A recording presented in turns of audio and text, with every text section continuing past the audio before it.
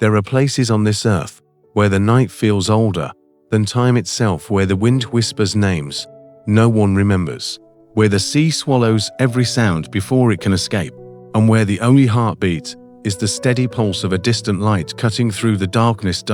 At the farthest edge of the Outer Hebrides, on the cliffs of a lonely Scottish island, stood a lighthouse that watched over an ocean known for wrecks, storms, and disappearances.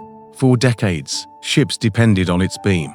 For decades, keepers lived inside its walls, braving nights so silent that even their breath sounded loud. And for decades, the sea waited, watching. This is the story of those keepers, men who lived far from the mainland, surrounded only by stone, salt, wind, and endless waves. Men who learned to read the language of storms, the curl of clouds, the rise of tides, the sudden shifts of a cold northern wind. Men who knew that a lighthouse could save hundreds, but could not always save the ones who lit it. Their days were simple: maintain the lantern, polish the lens, record the weather, send signals to distant ships. Their nights, however, belonged to something deeper, a silence so heavy it pressed against the walls, a darkness so thick it felt alive, and a sea so full of secrets that even the bravest captors refused to stare too long into the waves below. Imagine it now: a tower standing alone against the black horizon, waves crashing like distant drums, wind weaving through the rocks, and a single beam of light turning slowly, faithfully, endlessly, its circle slicing the night apart in quiet defiance. Inside, a keeper sits beside a wooden desk, writing the day's log in careful strokes. Another climbs the spiral stairs to inspect the lantern. A third sleeps lightly, always half awake, because the island never lets a man forget where he is. But something strange has begun. Animals behave differently. Seabirds refuse to land near the cliffs. The waves change their rhythm, and the keepers, seasoned by years of isolation, feel something shifting in the night air, a stillness that does not belong, as if the island is holding its breath. The mainland notices too. The lighthouse light flickers when it should not. Signals stop arriving. Smoke no longer curls from the kitchen chimney. The beam, once steady, becomes irregular, as if the hands that kept it alive are hesitating or gone. When the relief ship finally arrives, crew members expect to find the keepers waiting on the dock, boots wet from the morning spray, ready to exchange stories of storms and sleepless nights. But the dock is empty. The doors are open. The table is set for a meal that was never eaten. Beds are unmade. Oilskins are missing. And the great lantern above still turns, but no hands are guiding it. 3 keepers, 3 experienced men. All vanished into the night without a sound. No overturned furniture. No signs of struggle. No footprints leading away from the tower. Only the endless sea stretching into the cold horizon, swallowing the silence whole. For more than a century, historians, sailors, and investigators have tried to explain its storms, rogue waves, madness, illusions, exhaustion. Something unseen in the dark, yet none of these answers fit perfectly, because the island holds its secrets tightly, because the night remembers what the people forgot. Because some stories are not meant to be solved, only told. Tonight, you'll follow their footsteps. You'll walk through the empty lighthouse, hear the whisper of old wines in the stairwell, feel the weight of the sea pressing against the stone, and step into the mystery that has haunted sailors for generations. This is not just a story of disappearance. It is a story of isolation, of duty, of the night that watches, and the sea that keeps its deadliest secrets beneath the waves. Close your eyes, slow your breath, let the ocean's low rumble surround you. Let the cold northern wind brush your thoughts. Let the lighthouse rise before you through the darkness. Because tonight, you are standing on the edge of the world, and the keepers are waiting. The relief ship Hesperus cuts slowly through the icy waters of the North Atlantic, its bow rising and falling with the long, heavy swells that had shaped the Outer Hebrides for centuries. The wind whipped across the deck, carrying with it the unmistakable scent of cold salt and distant storms. Every man aboard knew this route well. They had sailed to Eilean Moor many times before, yet today, the air felt different, heavier, still, as if the sea itself were waiting for something. Captain James Harvey stood at the rail, his gloved hands gripping the cold metal as he stared toward the faint outline of the Flannan Isles. They were barely visible, jagged silhouettes in a grey world of mist and foam. The lighthouse at the top of the highest rock should have been flashing its warm beam, guiding them in, but the horizon was empty, silent, dark. "That was the first sign, sir," the first mate said quietly. "No flag on the pole." Again, Harvey didn't answer. Lighthouse protocol was strict. The keepers always raised a flag to signal they had seen the incoming ship, always, even in storms, even in sickness, always. But today, like the last few attempts, the pole was bare. The captain exhaled slowly, his breath turning into a cloud of frost. "Something's wrong," he muttered. Below, the sea rolled in slow, heavy breaths. Waves slapped against black rocks that had taken countless ships over the years. The Flannan Isles were beautiful from a distance, but anyone who visited knew their true nature. They were lonely, they were harsh, and they demanded respect. The lighthouse itself finally emerged through the mist, tall, pale, circular, with its lantern room shining blank but intact. No shattered glass, no broken railing, no smoke rising from its chimney.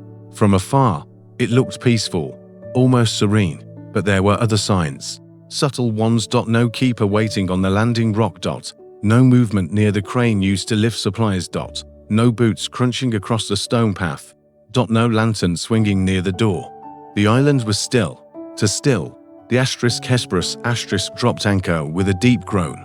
Relief keeper Joseph Moore prepared to row ashore, his coat tightened, his jaw tense. Moore had been to this lighthouse before. He knew the men who lived here. Thomas Marshall, Donald MacArthur, James Duckett. Solid men, serious men, experienced keepers who understood this island better than anyone. Moore stepped into the small boat. Waves splashing cold water over the bow. The oars creaked. The wind hissed. He rowed toward the stone landing and felt a pressure in his chest. The kind of quiet dread that comes before something is discovered. Something that does not want to be found. As he reached the dock, the first detail struck him hard. The box used for delivering ropes and messages was untouched. No one had opened it 4 days. Moore climbed the steep metal ladder. His boots hit the stone platform. The wind moaned through the cracks in the cliffs. Below. He knocked on the outer door. No answer. He called out the names of the 3 men. No answer. He unlatched the door and stepped inside. The kitchen was the first room. A simple wooden table, 3 chairs, a stove, a ledger and a Bible neatly placed nearby. Nothing broken, nothing overturned. But the meal. A single plate of meat sat on the table, untouched, bread cut in half, hardened from days of exposure. A chair slightly pushed back, as if someone had risen abruptly. The clock on the wall had stopped. The beds were cold and empty, sheets thrown aside. The oilskins, heavy waterproof coats were missing. But one set remained hanging on the wall. A keeper had gone outside in brutal weather without his protective gear. No experienced man would ever do that. Moore felt a shiver crawl up his spine. He climbed the spiral staircase, each step echoing. The lantern room stood silent. The huge Fresnel lens shone faint reflections of the sea below. The lamp was polished, wick trimmed, oil full. Someone had tended it, and then vanished. He hurried back outside, signaling to the captain with frantic gestures. Within an hour, Harvey, Moore, and 2 sailors searched every inch of the island. The West Landing Station, damaged by storms. Iron railings twisted, ropes stretched, as if pulled violently. A stone crate smashed open, a steel buoy lifted out of its bolts, something only massive waves could do. A storm had indeed struck days earlier, a great, violent one. But where were the men? The captain gathered everyone inside the lighthouse kitchen. The storm outside howled against the stone walls, rattling the windows. The silence of the room pressed in on them like a weight. Moore opened the logbook. Each entry was neat, calm, until the final day. Severe storms. Most unusual. Ducat is quiet. MacArthur crying. Storm continues. God is over all. Experienced keepers did not cry. MacArthur was a strong man, known for his temper and iron will. For him to weep, something extraordinary must have happened. The final entry was worse. Storm ended. God is over all. But the date did not match the weather reports. There had been no storm on that day. The skies were clear. The men looked at each other. Uneasy. No bodies. No signs of struggle. No footprints on the island. No broken equipment inside. No letters left behind. And the island was small, too. Small for 3 grown men to disappear. Without a trace. As night fell, the wind rising outside, the men inside the lighthouse felt something watching them. Something in the silence. Something in the sea. Something in the empty beds and cold plates and the lantern that continued to shine without its keepers. Moore whispered to the captain. It feels like they were taken, not gone. Harvey did not respond. The sea crashed louder. The wind howled against the glass. And somewhere below, through the darkness and mist, waves slammed into the rocks with a force that felt almost alive. The mystery of the 3 lighthouse keepers, men swallowed by silence and night, was only beginning to reveal its shadows. Night settled over Eilean Moor like a heavy shroud, thick and cold, pressing against the stone walls of the lighthouse. The relief crew gathered near the stove, the small flame flickering weakly, unable to warm the vast silence that lingered in every corner of the building.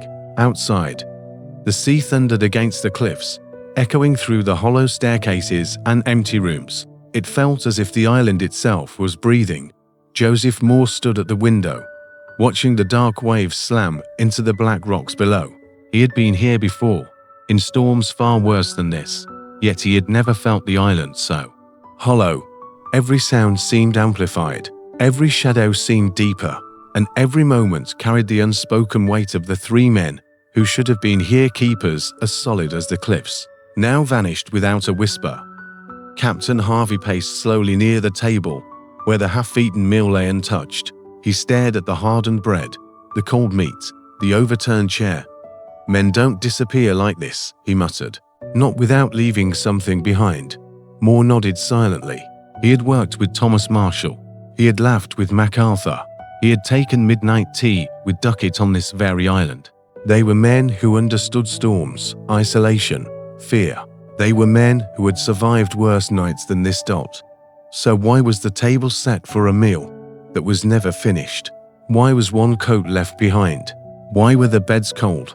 Moore lifted the thick oilskin coat, still hanging on the hook. It was stiff from days of cold air. One of the keepers, MacArthur, had gone outside without his weather gear. For a man known across the service as fiercely disciplined, it made no sense.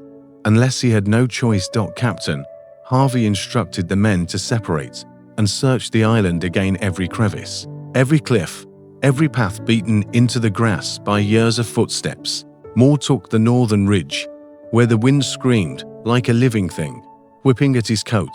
He climbed the uneven rocks. His lantern flickered in the gusts. Shadows danced wildly over the stones, and the silence of the island grew so loud that Moore felt his heartbeat pounding in his ears. He searched the rabbit paths along the cliffs. He inspected the foul weather. Station. He shouted their names into the night. Nothing. The others found nothing. No broken lantern. No torn coat. No dropped equipment. No footprints on the soft ground. Not even drag marks near the edges.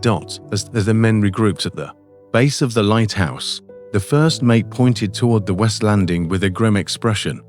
There, he said quietly. Look. They followed him to the cliffside overlook, where the sea had carved out a narrow channel between the rocks. The west landing was barely visible through the spray, but something was unmistakable. The metal railings were twisted like soft wire. A massive stone crate had been smashed open. Thick Thick mooring ropes were ripped from their bolts.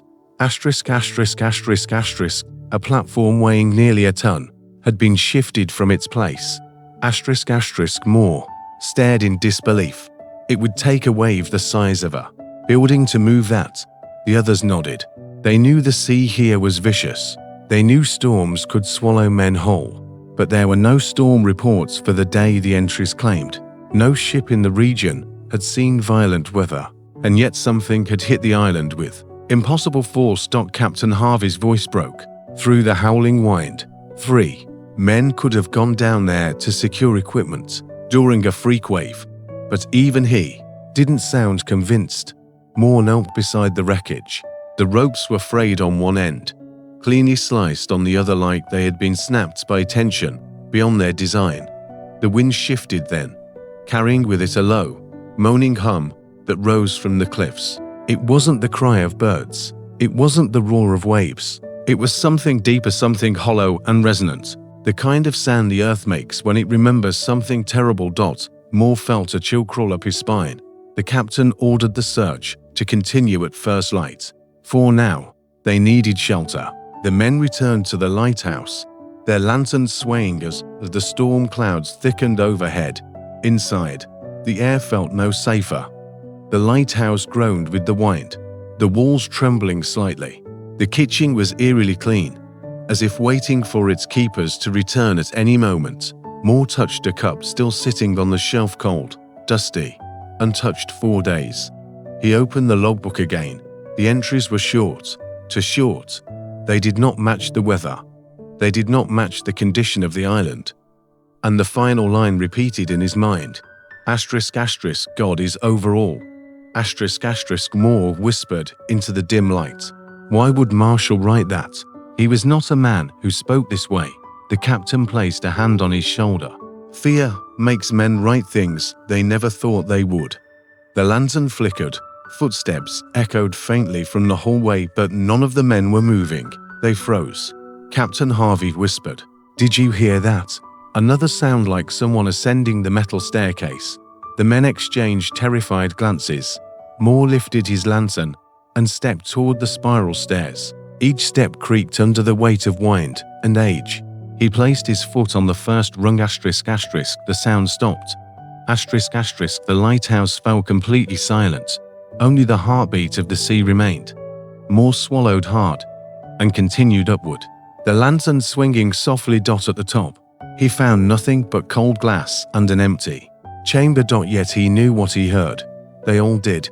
Something had moved. Something had climbed. Something that left no footprints and no shadows. He closed the lantern door, shutting out the draft. Down below, he could hear the men murmuring nervously. When he rejoined them, the captain spoke quietly. This place, it's not right. Moore nodded. It feels like they're still here. Not alive. Not dead. Just present. A silence hung between the men, deeper than fear. Outside, the wind roared against the tower. The night pressed closer. The sea boomed below. And the mystery of the keeper's 3 men swallowed by nothingness grew darker with every passing hour. No one slept that night. Dawn came slowly to Alan. Moore, not as light, but as a thinning of the darkness. Grey clouds hung low, dragging their shadows across the cliffs like heavy curtains.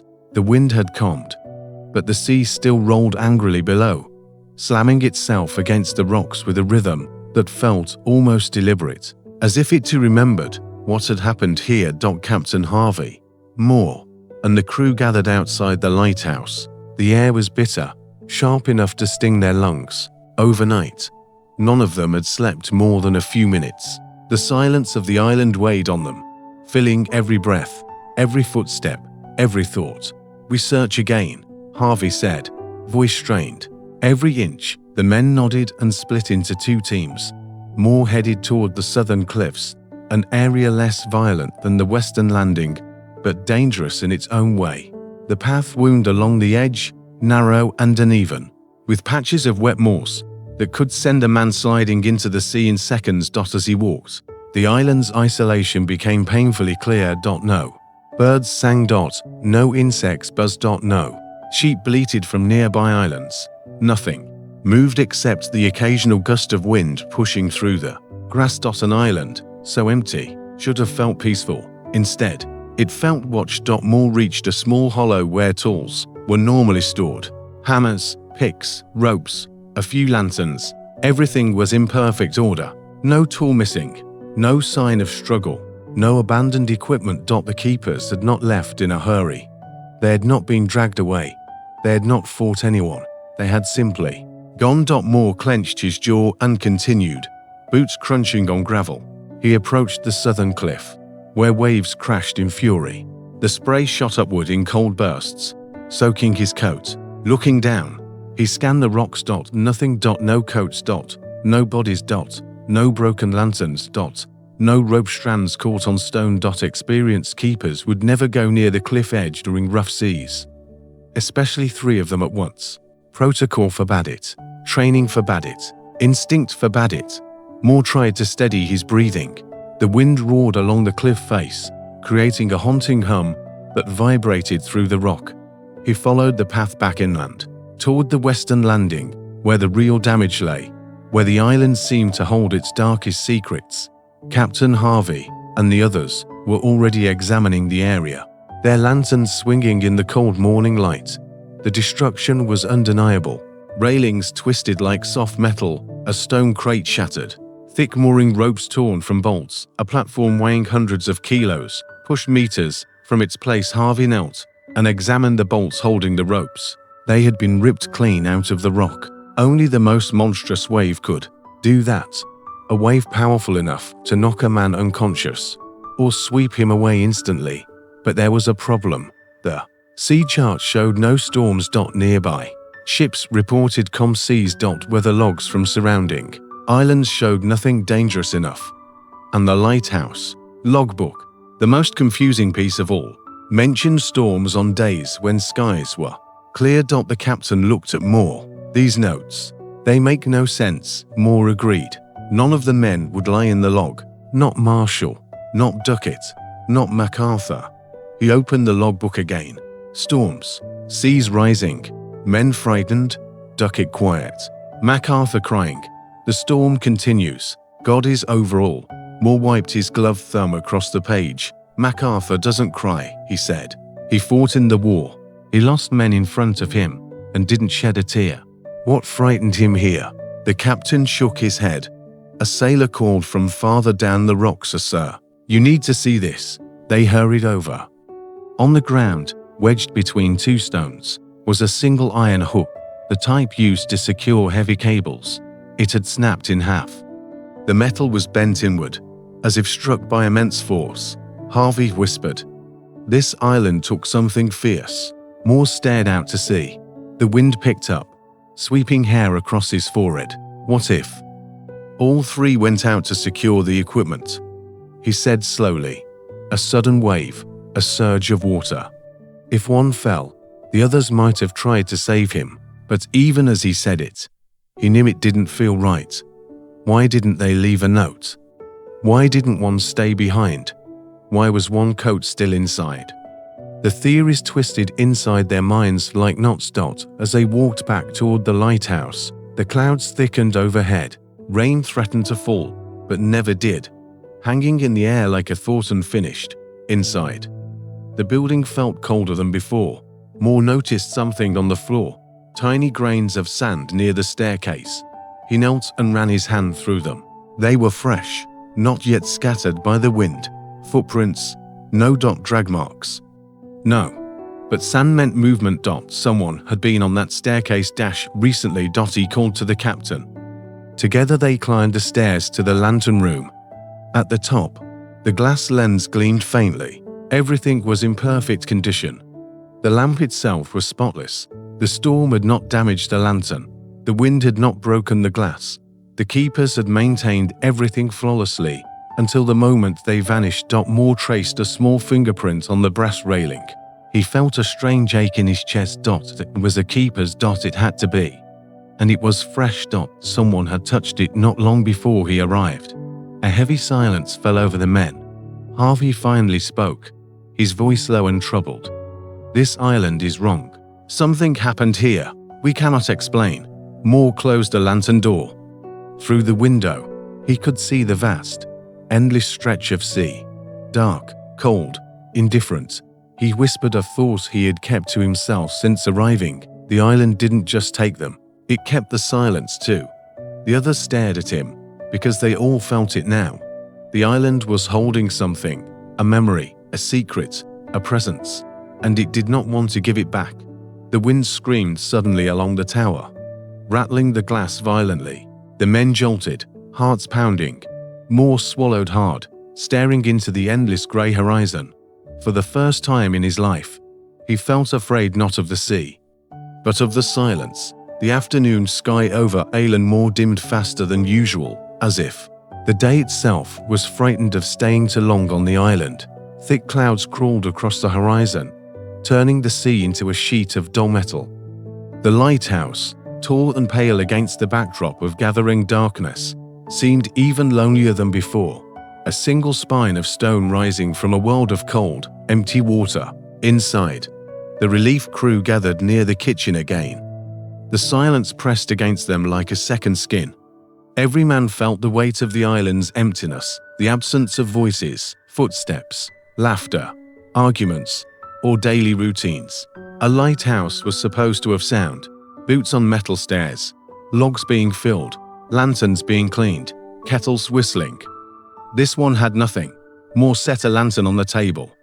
Its glow wavered across plates left untouched, across the Bible, open to a random page, across a chair still turned slightly from the table. It felt like walking into a house where someone had disappeared. Mid-sentence.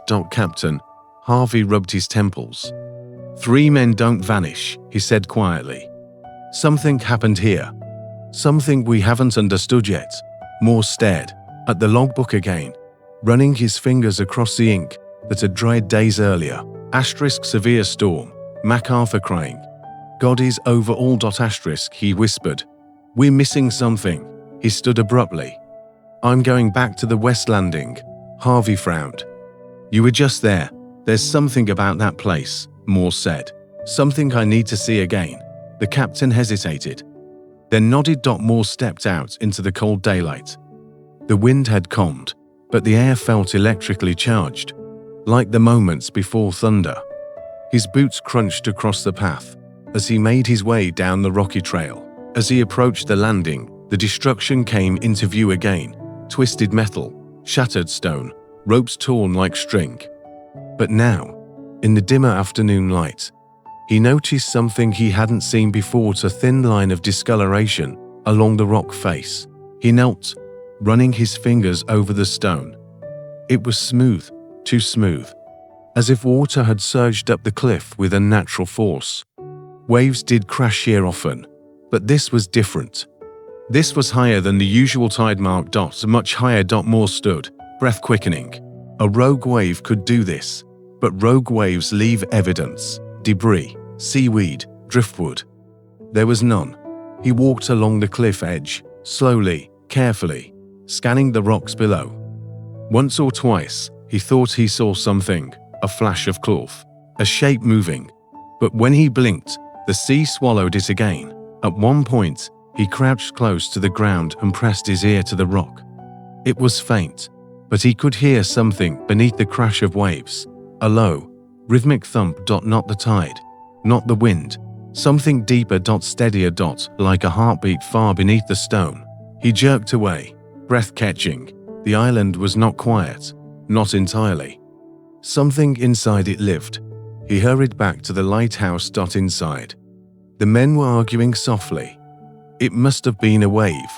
No wave moves that platform. Then what? Moore burst in. There's something else you need to see. But before he could continue, the lighthouse itself responded. A low vibration ran through the floorboards, a tremor that made the lantern flicker. The windows rattled. The metal staircase hummed like a struck tuning fork. The men froze. The vibration grew stronger, then stopped just as suddenly. Silence returned, deeper than before. Harvey stared at the ceiling. What in God's name was that? Moore didn't know, but he understood something then, something. He hadn't wanted to admit. The island was not reacting to the storm. It was reacting to them. He tried to steady his voice. Captain, something happened here that wasn't weather and wasn't human. The men exchanged fearful looks. A sailor stepped back from the wall. I thought I saw someone moving at the base of the tower earlier. Who? Harvey demanded. The sailor shook his head. I don't know, just a shadow. But it wasn't one of us. Moore felt the hairs on his neck stand. He motioned for the men to follow him upstairs. They ascended the spiral staircase slowly, lanterns held high. Shadows shifted on the walls, like shapes trying to slip away. Moore reached the lantern room first. Everything was exactly as before, clean, orderly, polished. But something was wrong. He stepped closer to the window and wiped away a thin film of condensation. On the outside of the glass, against the freezing air, were faint streaks, finger streaks, long, irregular, as if someone had dragged cold, wet fingers across the outer pane. From the outside, Moore stepped back. No one should be able to touch that glass unless he turned to the men. Their faces were pale. Unless they were outside the lantern room, Moore whispered. But that's impossible, Harvey said. The roof is sealed. There's no platform, no walkway. A man would fall straight into the sea. Moore stared at the streaks. Exactly. The sailors backed away from the window. Suddenly, a blast of wind slammed against the tower. The glass groaned. The building shuddered. The men clung to the railing. Then, another sound. A deep, hollow boom from the cliffs below, followed by a low rumbling. Then another. Harvey's voice trembled. Tell me that's the waves. Moore swallowed hard. It isn't. The rumbling grew. The floor vibrated again. Dust drifted from the ceiling. The lantern flickered violently. Moore grabbed the railing, knuckles white. It's the same sound I heard at the landing, he said. From inside the rock. The men stared at him in horror. Outside, the wind picked up, howling through the cracks like a warning. The sea grew louder, angrier, beating at the island with furious rhythm. Moore whispered. The keepers heard this too.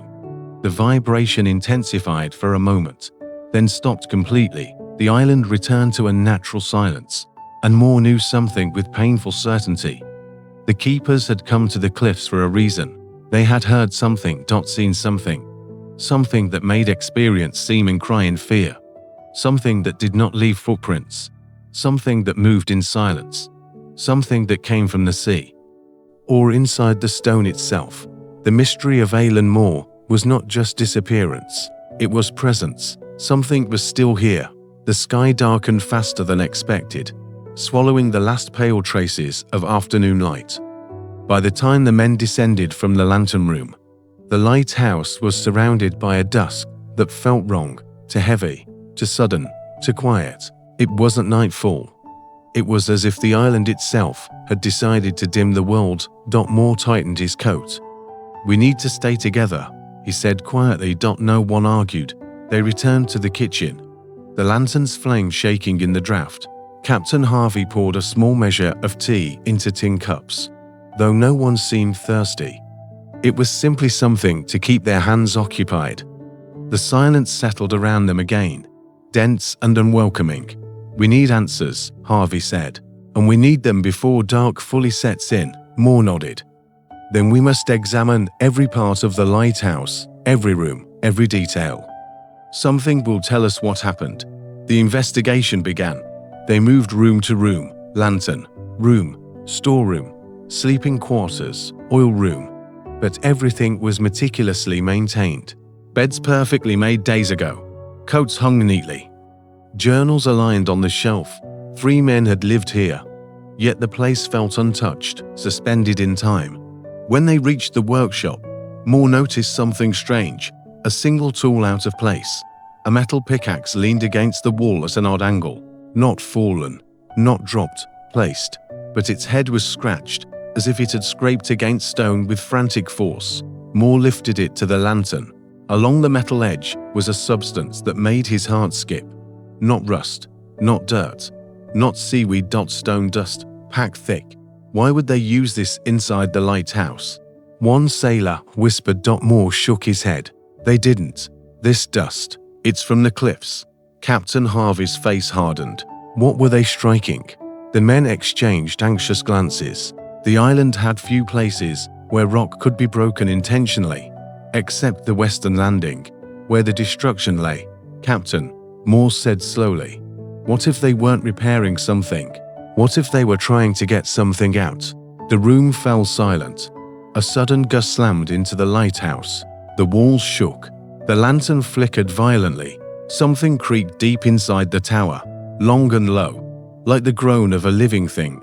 Moore exhaled sharply. There it is again. The sound rose, a low rumble beneath the floorboards. The men froze, listening. It vibrated through their boots, through the walls, through the very stone of the island. A sailor whispered, "That's not the sea." Moore nodded. "No, it's coming from inside." The rumbling stopped abruptly. Then, 3 faint knocks echoed from the staircase above. The men whipped around, staring into the darkness of the spiraling stairwell. The lantern flame shook violently, even though the air was still. Harvey's voice was barely above a whisper. "Who's there?" No answer. Moore lifted the lantern, hands trembling. He moved toward the staircase. The men followed cautiously. 1 step ... 3 ...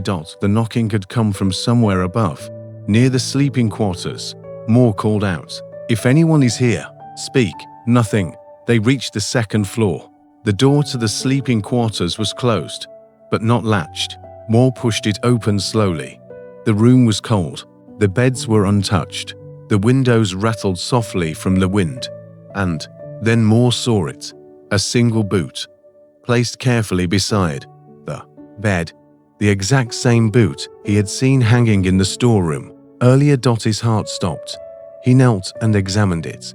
The sole was damp, but not from the air. From seawater. Moore held up the lantern. The leather glistened. Drops of water had soaked into the floorboards beneath it. Harvey knelt beside him. "This wasn't here before," Moore whispered.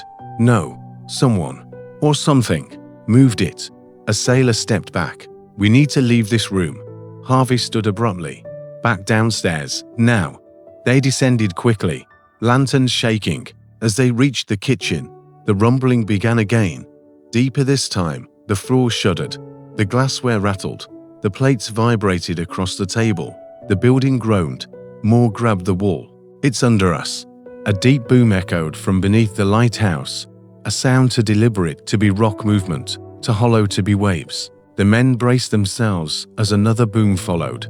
Then another, in a slow, terrifying rhythm. It was moving. Pushing. Pressing. The entire lighthouse seemed to sway. And just as suddenly, silence. A silence that felt expectant. Moore's breath fogged in front of him. The temperature had dropped sharply. Too sharply. Frost formed on the inside of the window pane. Harvey whispered, "This isn't weather." Moore's eyes darted to the logbook still on the table. He flipped it open desperately. One detail he hadn't noticed before now chilled him. The last line, "God is over all," was written in different handwriting. The ink was darker. The pressure heavier. The strokes more frantic. Moore whispered, "Duckett didn't write this. Nor Marshall. Nor MacArthur." The men stared at him. "Who did?" A sailor asked.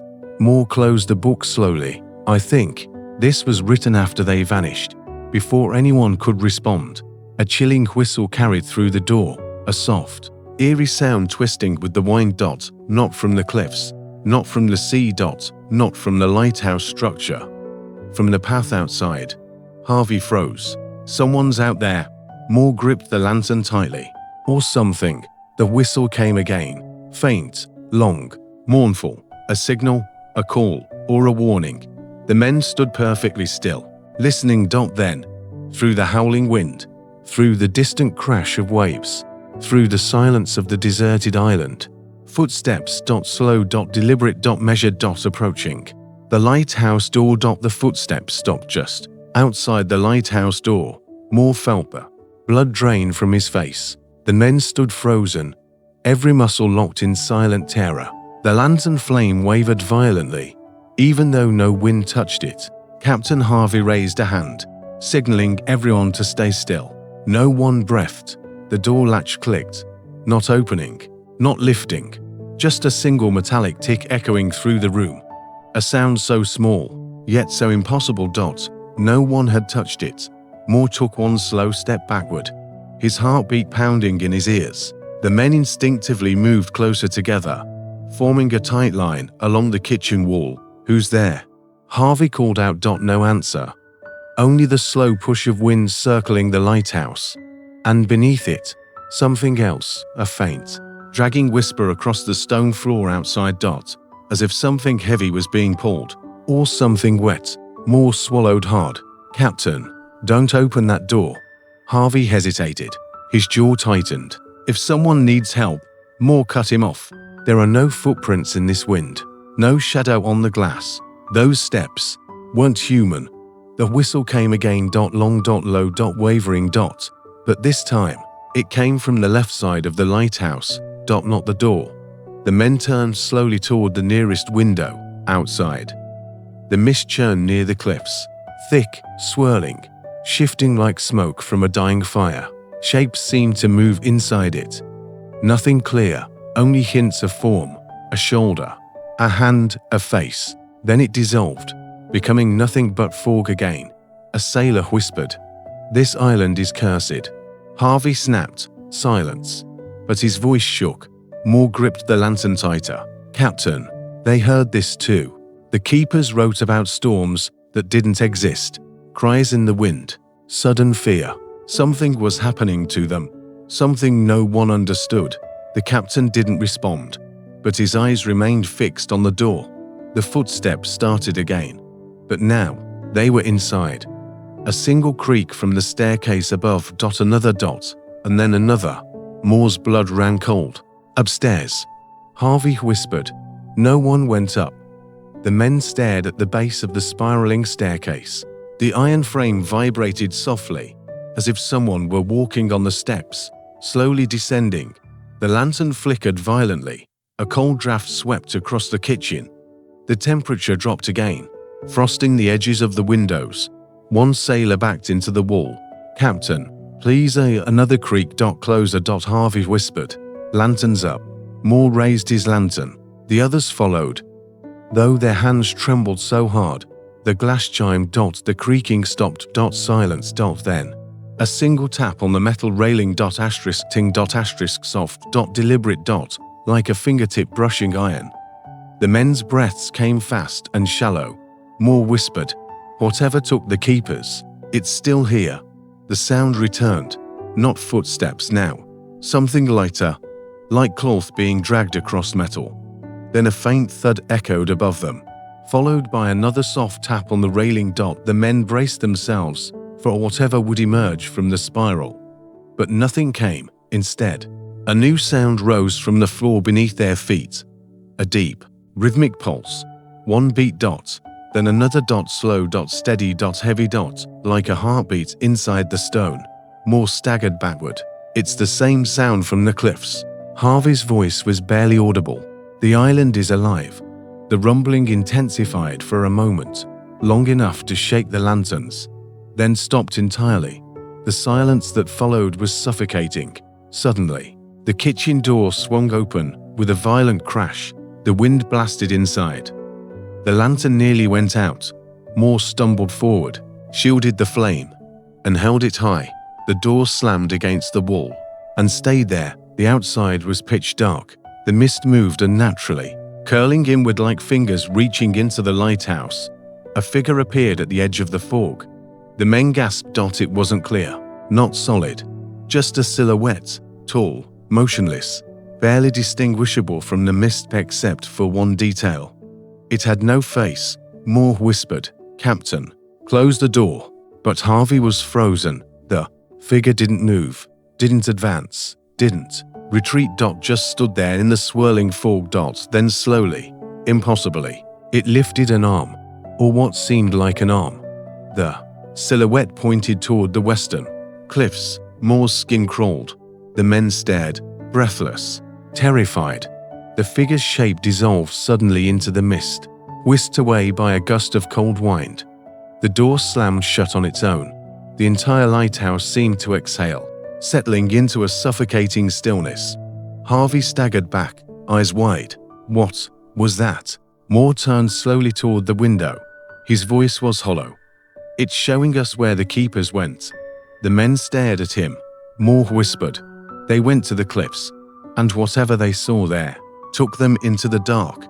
The lighthouse felt smaller now, as if the walls had drawn closer, pressing the men into a tight circle of fear and flickering lantern lights. No one spoke for several minutes.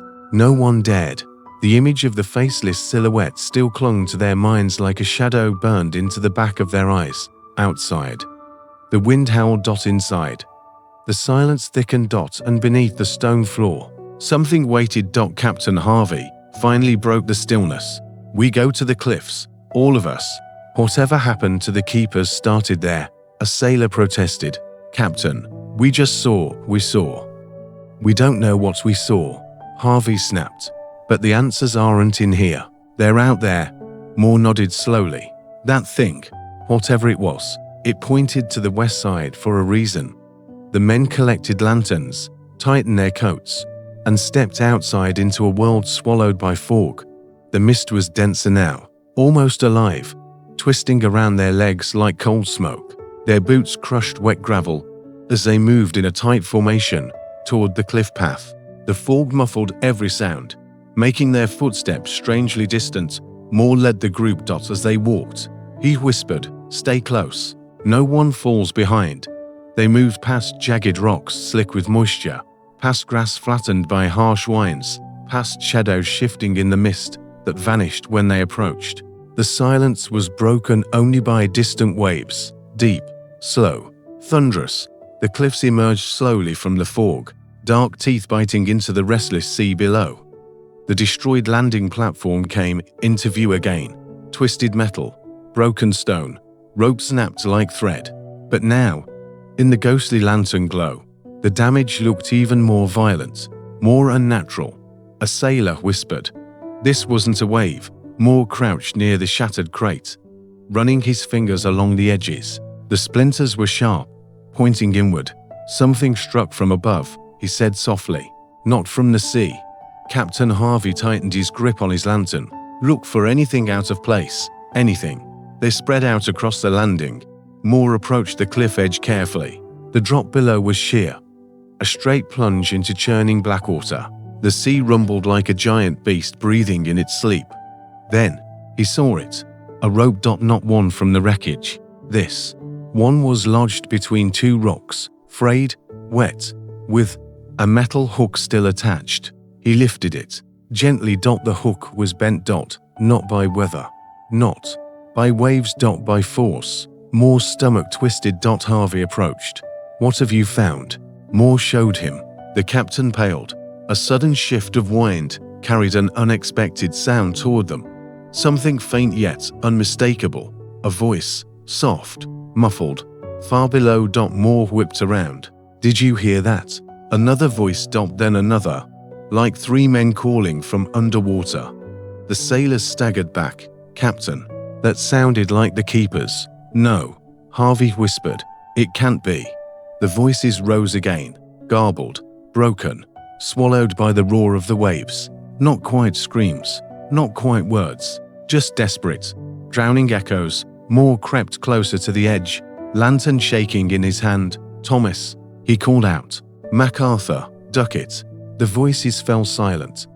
Then a new sound rose, one that froze every man in place. Knocking. Soft, rhythmic knocking. From beneath the cliff. From inside the stone. 3 knocks. Then silence. 3 more knocks. Then silence. Captain Harvey whispered.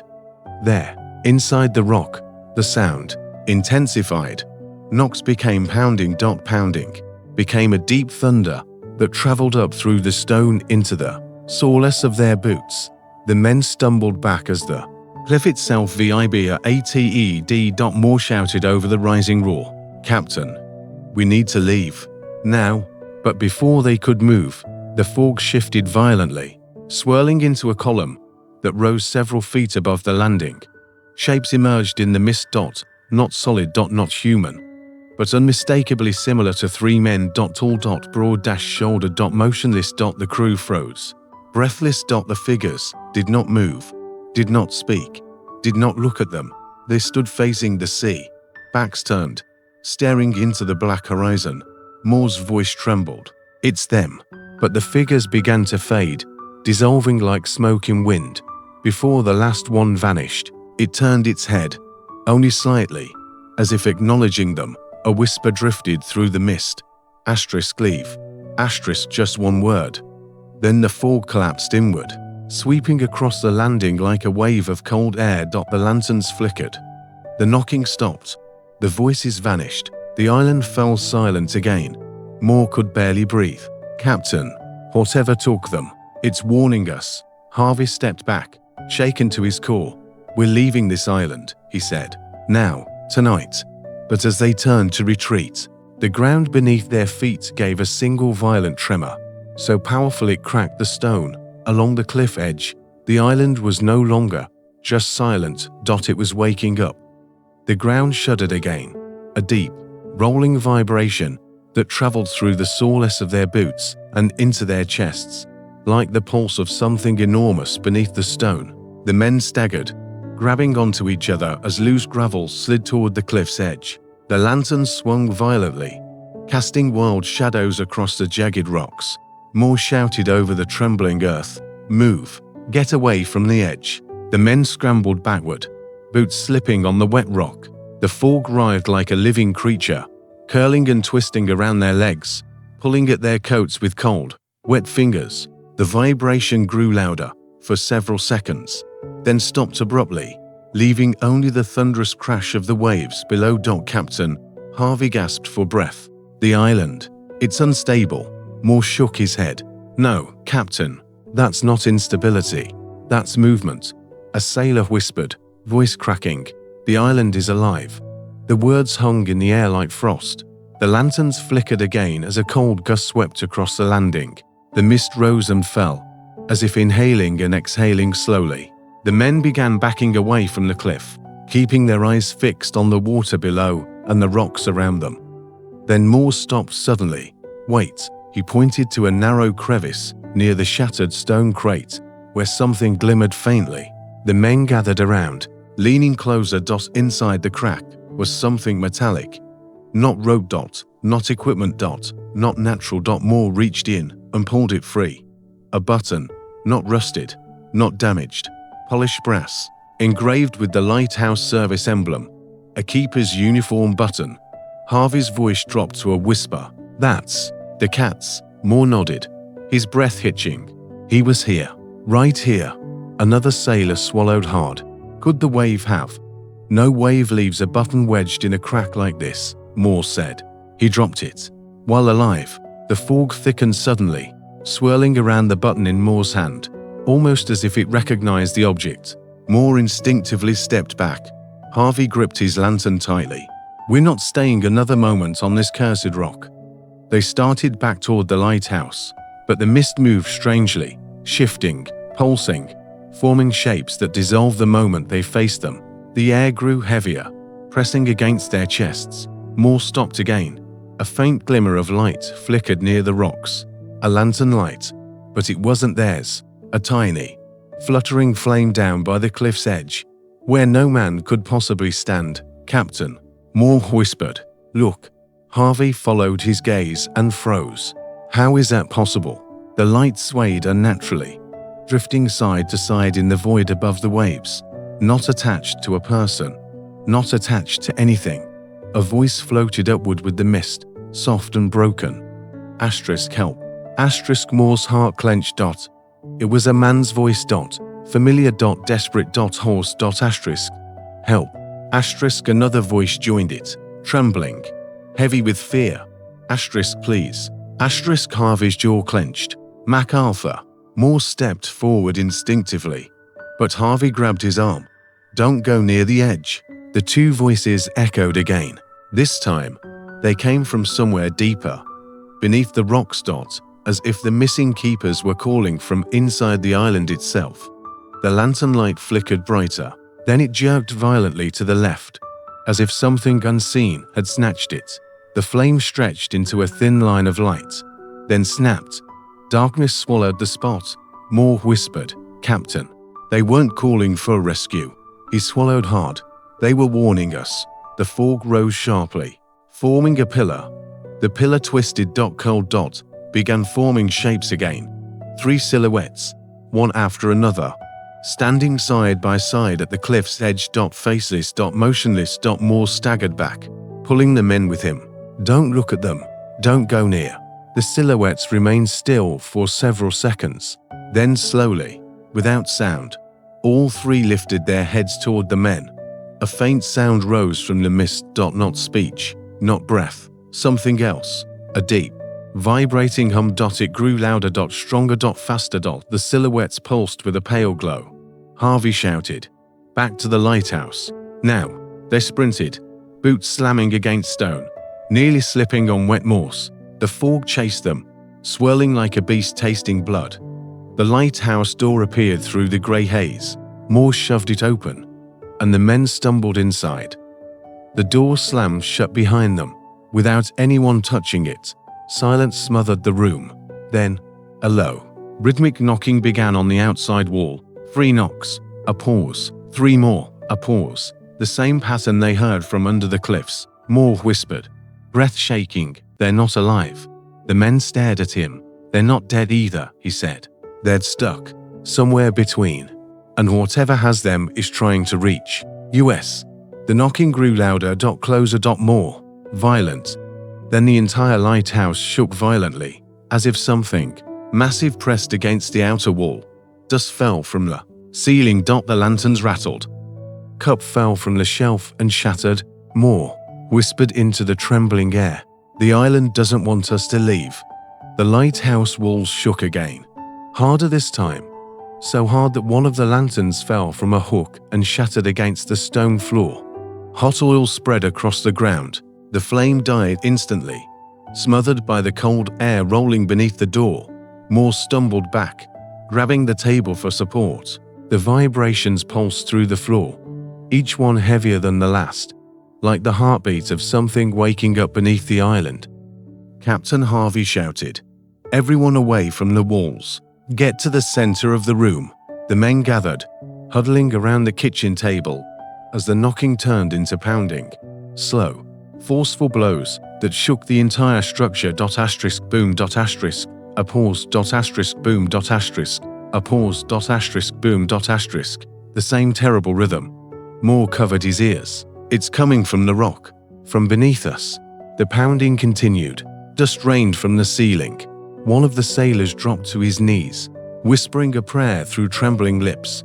Then, suddenly, the pounding stopped. Silence wrapped around them like a choking fog. Harvey steadied himself, grabbing the edge of the stove. "Whatever that was, it's testing us." Moore stared wide-eyed at the floorboards, which still trembled with the echoes. "No, Captain, it's searching for us." A soft scrape echoed from the stairs leading upward. Then another. Then a third. Moore whipped around, eyes fixed on the dark staircase. "It's inside the lighthouse again." The men held their lanterns high as they slowly backed away. A faint shadow moved along the wall, not sharp, not human, but fluid and shifting like fog trapped in a human shape. The shadow paused at the base of the staircase. Moore whispered, "It followed us." From the cliffs, the shadow inched closer. One of the sailors cried out, stumbling backward, slamming into the table. Another sailor grabbed him, pulling him up. The shadow leaned to one side, almost like a head tilting, as if examining the men. Harvey raised his lantern with shaking hands. "We mean no harm. We're here to understand what happened." The shadow didn't react. Then, slowly, it turned and drifted toward the window. The lantern light flickered violently as it passed, bending unnaturally against the glass. And for one horrifying moment, its shape sharpened enough to reveal a face, not clear, not fully formed, but enough to see sunken eyes, the impression of a beard, a mouth parted in a silent scream. Duc 80. Moore fell backward. "My God, that's Duckett." The shadow dissolved instantly, bleeding back into the fog outside. The lighthouse shook once more, and the pounding beneath them returned, Stronger. Faster. Angrier. Boom. Boom. Boom. The floor trembled violently. Plates fell from shelves. The windows rattled so hard, they nearly shattered. A deep groan rose from the stone foundation. Moore grabbed the logbook. Captain, look at this. Harvey turned. Moore pointed at a set of faint marks on the last page. Indentations, not ink. Marks made by a hand pressing hard onto the page. 3 parallel lines. Scratched into the paper. Desperate. Frantic. The same pattern as the knocks. Harvey's breath shook. He tried to write something. Something he couldn't finish. Moore whispered. He wasn't alone when he wrote it. The pounding stopped. Again. Another sound rose. One more. Horrifying. Movement. Not inside the lighthouse. Not outside. But ** under the floor. Scraping. Then a dragging. Then something like nails clawing at stone. The men backed away again, stumbling into each other. Moore gasped. It's right beneath us. Right under the foundation. The scraping grew louder. Closer. Like something climbing upward through the stone. The men's lanterns flickered. The kitchen darkened. The air grew colder and colder. Frost forming across the table surface. Harvey whispered. It's coming up. A faint crack formed along the floor between 2 stones. Just a hairline fracture. Then another. And another. The cracks widened, splitting the floorboards, revealing a black void beneath, deeper than the foundation should be. Moore grabbed Harvey's arm. Captain, the keepers didn't fall from the cliffs. Harvey turned to him, fear hollowing his eyes. Moore whispered. They were pulled down. The floor gave another sharp crack. The void beneath widened. Cold air, impossibly cold, blasted upward into the room. From below, a sound echoed. A voice, a desperate, broken whisper rising from the darkness. Leave. The same voice from the cliffs. The same voice from the mist. Another whisper followed, overlapping with the first. Go. The third whisper rose last, weak, shaking, terrified. Run. The crack spread across the floor like lightning. Moore grabbed the nearest sailor. Out of the lighthouse. Now. The men scrambled toward the door, tripping over each other. Lanterns swinging wildly. The lighthouse shuddered again, stronger than all the quakes before. The voices rose one last time, echoing up the stone throats beneath the floor. Run. The men burst out the door into the freezing wind. Just as the floor inside the lighthouse finally gave way behind them, the men exploded out of the lighthouse door into the freezing night air, stumbling onto the rocky ground. As the earth behind them groaned like something enormous shifting in its sleep, the door slammed shut by itself, with a violent metallic clang. Echoing into the fog-soaked darkness, Moore scrambled to his feet. Away from the tower. Move. The others obeyed, slipping and sliding across the wet stone.